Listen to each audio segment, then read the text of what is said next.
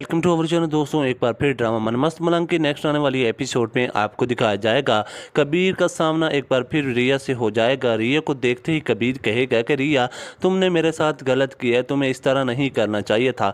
ये बात सुनते रिया कहेगी कि कबीर, मैं तो तुम्हारी शक्ल भी नहीं देखना चाहती थी, मैं तो सिर्फ तुमसे बदला लेना चाहती थी। मेरा मकसद पूरा हो चुका है, अब मैं तुम्हारे पास नहीं रहने वाली। ये बात सुनते कबीर कहेगा कि रिया, इस बात को अब याद रखना, मैं तुम लोगों से बदला लेकर ही रहूँगा, तुम्हारे भाई को तो मैं मार ही दूंगा। ये बात सुनते रिया कहेगी कि अगर मेरे भाई को खरोच भी आज हुई तो कबीर, मैं तुम्हें जिंदा नहीं छोड़ूंगी, तुम्हें जिंदा ही जला दूंगी।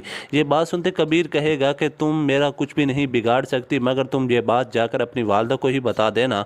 तुम्हारी वालदा ने जो मेरे साथ दुश्मनी निभाई है और तुम्हें जो बातें बताई हैं, उस बात का मुझे पता चल चुका है कि रिया, मैं तुमसे कहना चाहता हूँ कि मैं तुम्हारी वालदा का कातिल नहीं हूँ, ना ही तुम्हारे बाप का कातिल हूँ। तुम्हारे बाप को मारने में सबसे अहम किरदार ही तुम्हारी सुतेली माँ का था। तुम्हारी सुतेली माँ ने ही तुम्हारे बाप को मारा था। ये बात सुनती आखिरकार रिया कहेगी कि कबीर, तुम गलत बातें कर रहे हो, तुम मेरा जहन गलत तरफ के लेकर जा रहे हो, तुम्हें शर्म आनी चाहिए। ये बात सुनते ही कबीर कहेगा कि मैं तुम्हें कोई भी गलत बात नहीं कर रहा, मैं जो बात भी कह रहा हूँ हकीकत के मबनी कह रहा हूँ, इस बात का मैं तुझे सबूत भी दूंगा। ये बात सुनते ही आखिरकार रिया कहेगी, तुम मुझे सबूत कहाँ से ला कर दोगे, तुम्हारे पास क्या है? ये बात सुनते कबीर कहेगा कि मैं तुम्हें एक एक बात का सबूत दूंगा रिया, तुम्हें परेशान होने की कोई ज़रूरत नहीं है।